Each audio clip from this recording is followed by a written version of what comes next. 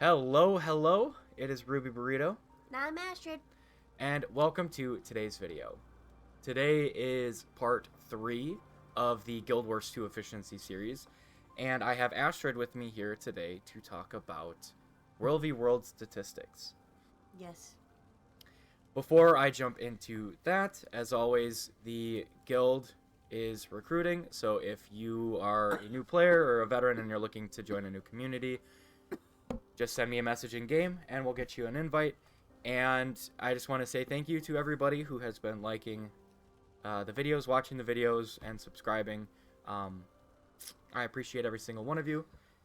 And as always, if you have questions, comments, just let me know down in the comments, and I do my best to respond as soon as possible. Now, let's get into. I'll go back. This is the first of the World v World items. We're going to go down this list here. You can see I have 7,000 badges of honor. This is one of the items that you get just by playing World v World. How do you see how many hours you've played of World v World?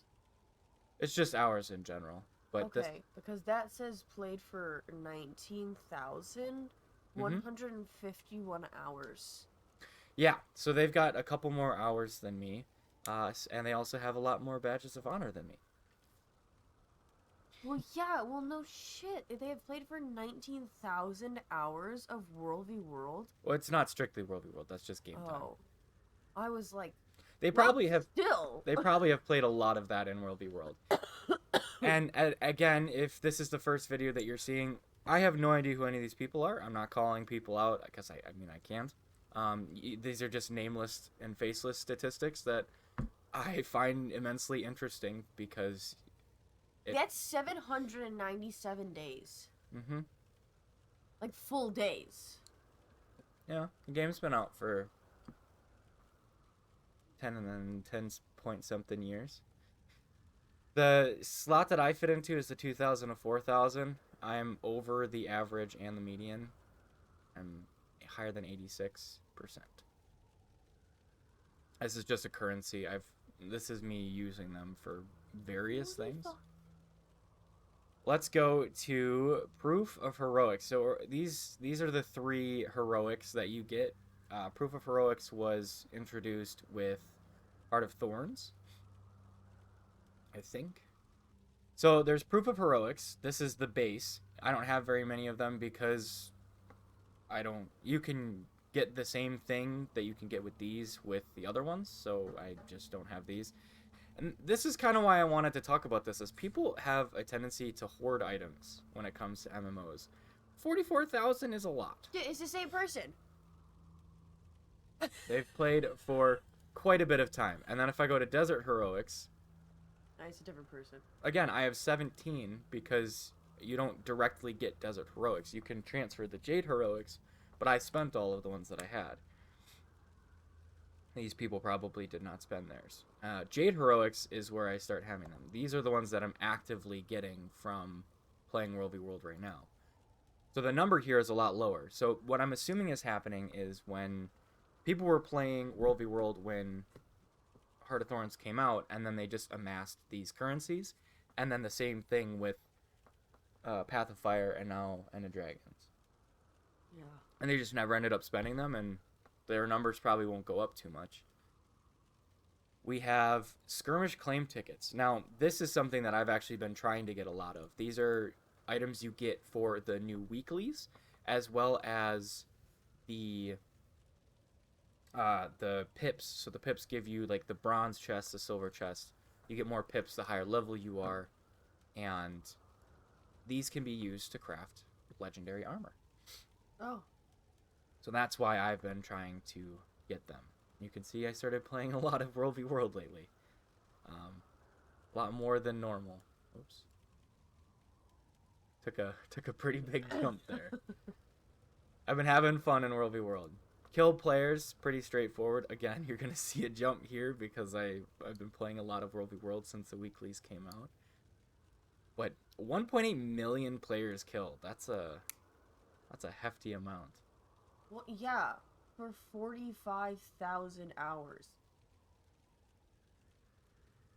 It's a good... If you're gonna play 45,000 hours, you better be at the top, man. This is an instance where statistics get a little interesting on efficiency. So you can see I jumped quite a bit extra here. If I zoom out, you'll see that this was a decent sized jump. I'm only level 496, and I know that sounds weird to say only, but max level is 10,000. And you can see that the people up here aren't playing. None of these players have played for more than 10,000 hours, but I guarantee you all of the players that we were just looking at with those massive amounts of currencies and kills, they also are level 10,000. It's just you can't see them on the leaderboard because there's so many people with level 10,000. Yeah. However, I'm higher than 86% of accounts, which still puts me at 52,515th place at level 496. But it kind of puts it in perspective. I've played quite a bit of World v World in the last couple of years since I started doing my legendary project, but I've only gone up to level 500 after playing quite a bit in two plus years. So the median for 4,000 plus hours is 546. So that's everybody with over 4,000 hours. Nobody under 4,000 hours is level 10,000, and that's a testament to how long it takes to get your level up. Yeah, 10,000. Level 10,000 is pretty I'm at big. like a strong like rank like 90. Yeah, it takes a little bit to get it up there. Supply spent on repairs. This one's just kind of interesting. 1 million supply. These are people that have dedicated to rebuilding after attacks and all that, or rebuilding during attacks. It's kind of interesting. My number is the higher than 80% is going to be skewed because a lot of people haven't played nearly as much World v World, and that's really what this is about, is how much World v World you've played. Killed supply caravans. There's an achievement for this that I am slowly working on. You get the title Yak Slapper, which is fantastic. But 83,000, quite a bit here. All of these graphs are going to be in this pattern where some people have a lot. It's pretty consistent to see these. Now, escorted supply caravans, probably the most exciting thing you can do. Give some swiftness to supply caravans. 41,000. That's a lot of time building up objectives in World v World, because that's why you escort supply caravans. One, to give supply to an objective, but two, to build them up so that you get more points for having that objective. That's just ridiculous, though. Yeah. I could not. I've literally escorted like 3. I can't. Captured objectives. This is going to be every single type of objective in the game. 121,000. That makes sense. That makes a lot of sense. Defended objectives, 58,000. That also makes sense to me. It's a lot harder to defend, to get successful defenses, because a lot of people run in Zergs. You have to have a Zerg to defend. And then you can capture stuff on your own that are undefended. Supply camps, that's going to be a majority of that amount. 72,000 supply camps. Defending supply camps is one of the harder things to do. Also one of the easier things to do. A lot of times people trying to take supply camps are individuals. And then if you're running with a Zerg, it's pretty easy to stop like a handful of people. It's a lot of playing. It's a lot of playtime. I'm like in like the bottom like 20% of people that even play World. I'm so horrible. You're not horrible at World v World. You just gotta... No, I'm horrible because I only play World v World if like we can join a big group. Oh, that... Because I as a lone little person that never played video games, die pretty quickly. I'm on. I need a big group in order to, make myself feel better. That's fair. It is tough to go out and solo in World v World, do roaming and all that good stuff. Even duos, when I you're just- on that, it's a little difficult. I know, but it's like a really big confidence boost when you're like in a big group. Because like I have no reason to have a confidence boost because I know it's everybody else that's in the group that's doing it. But like I get to be a part of it. That's fair. Yeah, it feels I have better. FOMO. FOMO, nice. I'm just gonna run through the last couple here because we're getting a little longer. Captured towers, about 30. Looks like to get into 25, you need 22,000. Defended towers is lower, but a lot closer. Keeps smaller than towers.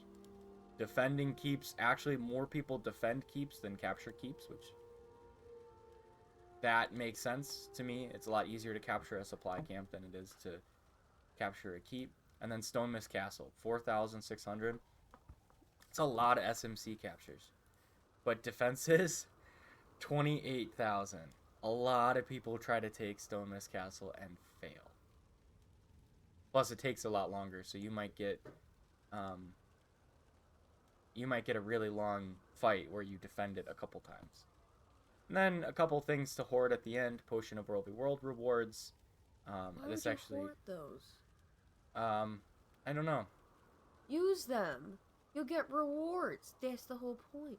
Yeah, I don't know. I understand hoarding like maybe 100 of them to use during a festival or if a new map comes out or something. But 11,000? 11,000 might be a lot. Think about all the rewards you could be getting. Skirmish chests I hold on to. This one makes sense to me. I mean, not thousands of them, but I just use them like you can see here. I used it once I hit 50. Before that, I used it once I hit 198. I don't usually let it get more than a stack. And then I don't know, unidentified gear or blueprints just so that I can mass sell them so that it's faster. So give me rewards. Give me rewards. That's gonna be it for the statistics for today. That's probably the last one of these that I'm gonna do. If you have any questions, you want me to talk about anything, of course, I can address that in another video. Or just drop a comment down below. Thank you guys so much for watching everything. Do you have any last minute comments, Astrid? No. No. Am I supposed to? Hey, you don't Sorry. have to. No, it's fine. Go play World v World. That's fun. I want to learn how to command at some point. But thank you guys so much for watching. Well, as always, if you want to support, like, comment, and subscribe. But we'll see ya in the next one. That's the wrong one. Okay.